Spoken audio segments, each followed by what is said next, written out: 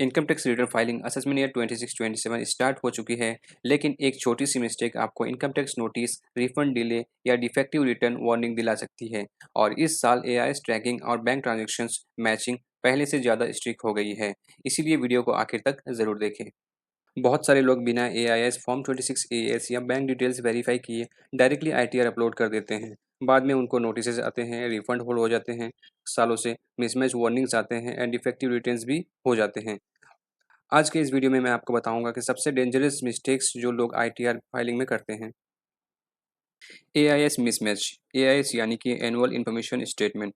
Income tax department को पहले से ही आपका डेटा मिल जाता है बैंकों से, म्यूचुअल फंड से, स्टॉक ब्रोकर से, एम्प्लॉयर से। और अगर आपने प्रॉपर्टी के ट्रांजेक्शन किया है तो प्रॉपर्टी के ट्रांजेक्शन भी इनकम टैक्स डिपार्टमेंट को पहले ही मिल जाता है। अगर आपने गलती से भी बैंक इंटरेस्ट आईटीआर में शो नहीं किया तो आपको मिसमैच आ सकता है। तो इसीलिए आपको हमेशा फाइलिंग से पहले एआईएस फॉर्म 26 एएस, सैलरी के फॉर्म 16 एंड बैंक इंटरेस्ट जो है, ये प्रॉपर डिटेल्स आपको आईटीआर फाइलिंग के टाइम पे आपको मेंशन करना ज़रूरी है। अदरवाइज़ आपका जो आईटीआर है वो मिसमैच हो जाएगा और इनवैलिड हो जाएगा। Wrong ITR form selection. काफ़ी सारे फ्रीलांसर्स, कमीशन अर्नर्स गलत आईटीआर फॉर्म चूज़ कर लेते हैं, जो कि आपको कभी करना नहीं है और प्रॉपर तरीके से फॉर्म सिलेक्शन करना है।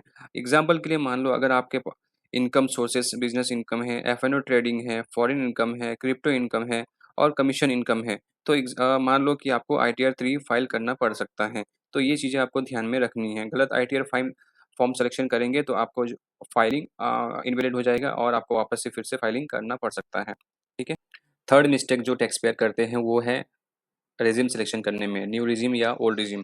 तो बिफोर सिलेक्शन आप कोई भी डिसीज़न ना लें, ओल्ड रेज़्यूम में चले जाएँ या फिर न्यू रेज़्यूम में चले जाएँ, ऐसा कोई भी आपको जो ईज़ी लगे। तो आपको अगर टैक्स बेनिफिट लेना है तो आपको प्रॉपर पहले कैलकुलेशन करना है और फिर आपको सिलेक्शन करना है कौन-सा रेज़्यूम में आपको जाना बेटर है। अदरवाइज़ आपका जो बेनिफिट आपको मिल सकेगा एग्ज़ाम्पल के लिए ओल्ड रेज़्यूम में आपको एचआरए, एटीसीटी, होम लोन के डिडक्शंस ये सारे जो है बेनिफिट्स आप ले सकते हैं। न्यू टैक्स रिजिम में आप लोअर टैक्स स्लैब्स हैं उसमें भी आपको अगर आपको जाना है तो आपको बेनिफिट उसका भी मिल सकता है। बट आप पहले कंपेयर कर लेंगे उसके बाद फिर आपको फाइलिंग करना ज़रूरी है। High value transactions. Income tax department track करता है आपके heavy cash deposits, credit card payments, property purchases and stock investment. अगर आपकी स्पेंडिंग हाई है और आपने लो इनकम टैक्स शो किया हुआ है तो आपको नोटिस आने के चांसेस बढ़ सकता है। फेक डिडक्शंस क्लेम करना बहुत ही रिस्की है। जैसे कि आपने फेक रेंट शो कर दिया, फेक डोनेशन शो कर दिया, फेक एलआईसी इंट्रेस कर दिया। वेरिफिकेशन सिस्टम अभी काफ़ी स्ट्रॉन्ग हो चुकी है, तो आपको ये सारी गलती नहीं करना है और फेक अपना फेक जो डिडक्शंस है, आपको ये नहीं लेना है। पहले क्या होता था कि सिस्टम उतना प्रॉपर नहीं होता था, अभी सिस्टम एआई के ज़रिए ऑटोमेटिक चेक होता है, तो आपको ये ध्यान में रखना है कि फेक डिडक्शंस नहीं लेना है। Practical checklist before filing your ITR. Double check.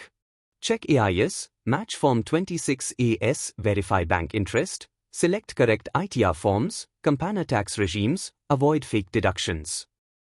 If you want, I can also make detailed videos on AIS checking, notice handling, freelancers taxation, tax saving, ITR filing mistakes. Your support motivates us to create more useful content. Thank you for watching.